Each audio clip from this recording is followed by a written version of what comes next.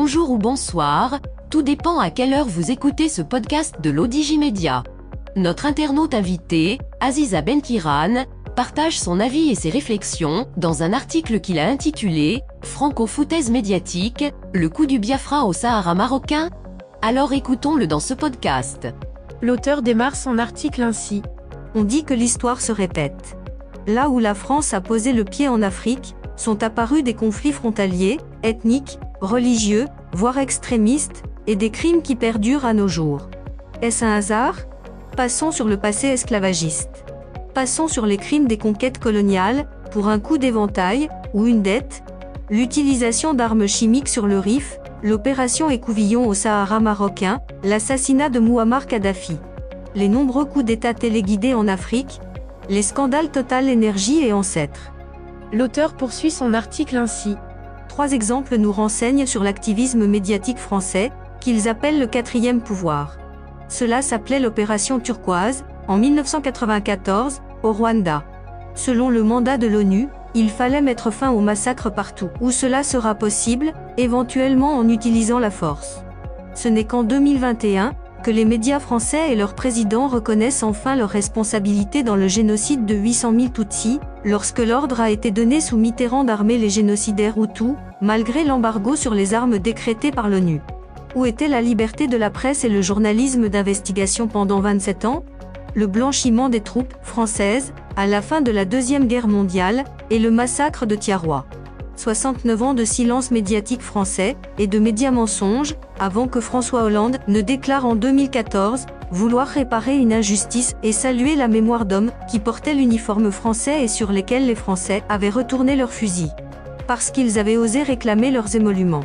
Les tombes des tirailleurs, enrôlés de force par la mission civilisatrice, au Sénégal, au Dahomey, actuel Bénin, au Soudan français, actuel Mali, dans la Côte d'Ivoire, dans l'Oubangui-Chari, actuelle Centrafrique, au Niger, au Tchad, au Gabon et au Togo, restent toujours anonymes, et les archives françaises qui pourraient mettre des noms dessus, toujours closes.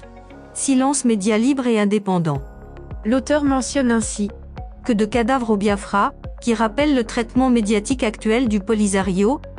Le Nigeria, pétro-république fédérale de 3 régions anglophones, indépendante en 1960, est en ligne de mire de la France de Gaulle, pour avoir contesté le tir nucléaire français de 1960, comme Mohamed V, et même expulsé des officiels français. 2 coups d'État militaires obscurs se succèdent en 1966, et une république sécessionniste, le Biafra, déclare son indépendance du Nigeria en mai 1967.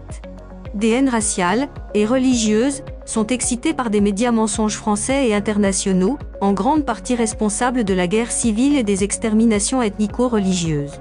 Le tout peut être sous-tendu par des intérêts pétroliers. Toujours est-il que de 1967 à 1969, la France finance avec l'Afrique du Sud, comme par hasard, et met en place toute seule un réseau clandestin de livraison d'armes et de mercenaires au Biafra, sous couvert d'une opération humanitaire de la Croix-Rouge, face à l'image largement médiatisée de l'horreur des enfants qui meurent. Pour info, le Biafra est réintégré au Nigeria le 15 janvier 1970. L'auteur précise ainsi. Au Maroc, est-ce que la France, qui a dépecé nos territoires au profit de l'Algérie, parce que feu Mohamed V s'est opposé aux essais nucléaires au Sahara oriental, est en train de nous refaire le coup du Biafra ? Est-elle à l'origine du Polisario, et l'Algérie un simple exécutant testamentaire ? Plus personne n'est dupe quand les médias français et la justice essaient de diaboliser l'image du Maroc. Surtout qu'en même temps, un média français sort un enregistrement qui donne la parole au nouveau chef d'AQMI, encore un Algérien ex-Polisario. Est-ce pour se venger du déclassement français au Mali, ou de l'indépendance du Maroc ? Que font les médias français quand ils reçoivent et promotionnent les thèses du proxy algérien, à travers les séparatistes du Polisario ? Ceux qui revendiquent la création d'un État dans les frontières coloniales et non dans les frontières précoloniales, comme au Nigeria ? Leur plein de pétrole ? Quelle est la nature des aides humanitaires au Polisario, au détournement 1000 fois dénoncé ? Est-ce un armement secret comme au Biafra ?